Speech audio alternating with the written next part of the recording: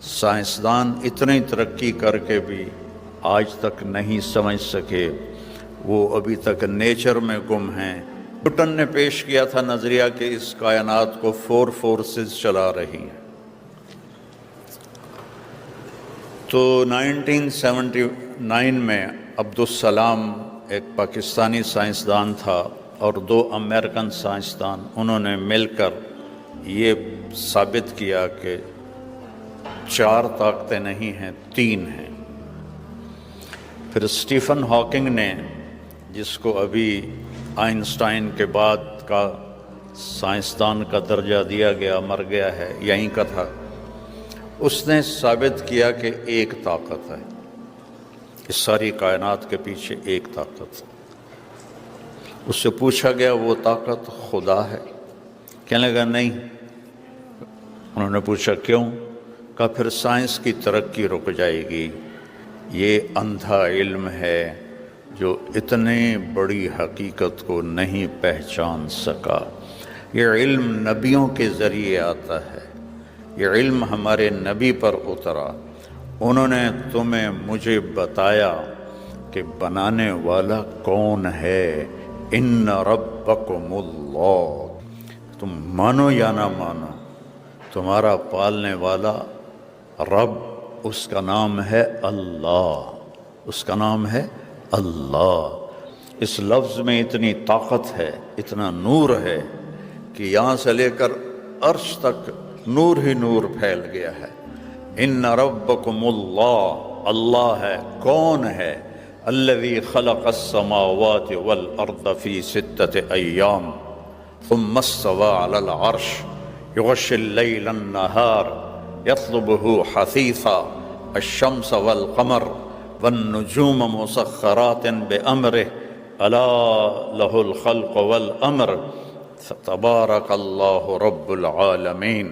یہ میرے نبی کی زبان سے نکلا ہوا میرے اللہ کا کلام ہے اور ہمارے بنانے والے کا تعارف ہے کہ تمہارا بنانے والا اللہ ہے، جس نے زمین بچھائی، آسمان اٹھایا، سورج چاند کو گھمایا، چاند میں ٹھنڈک رکھی، سورج میں گرمی رکھی، ستاروں میں گردش رکھی، کہکشاؤں سے کاری کائنات کی چھت کو بھر دیا۔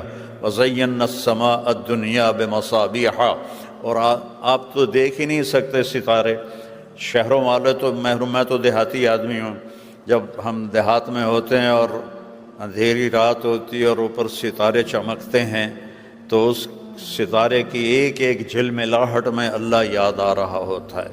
واہ میرے رب تو کیسا ہے!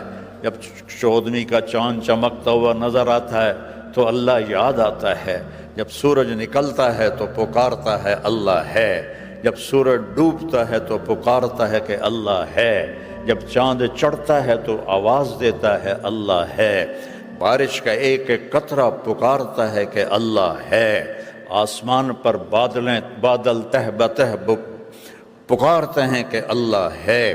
ان فی خلق السماوات والارض واختلاف اللیل والنہار والفلک التي تجری فی البحر بما ينفع الناس وما انزل اللہ من السماء من ماء فاحیا به الارض بعد موتها وبث فیها من کل دابہ وتصریف الریاح والسحاب المسخر وتصریف الریاح لآیات لقوم یعقلون۔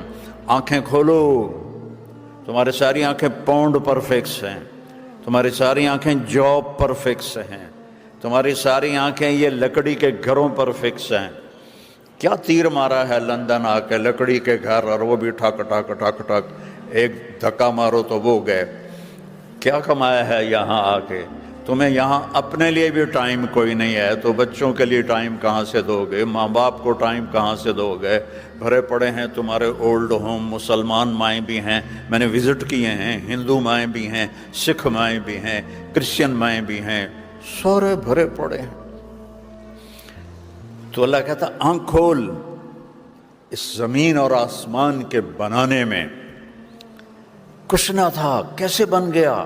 رفع السماوات، آسمان اٹھا دیے،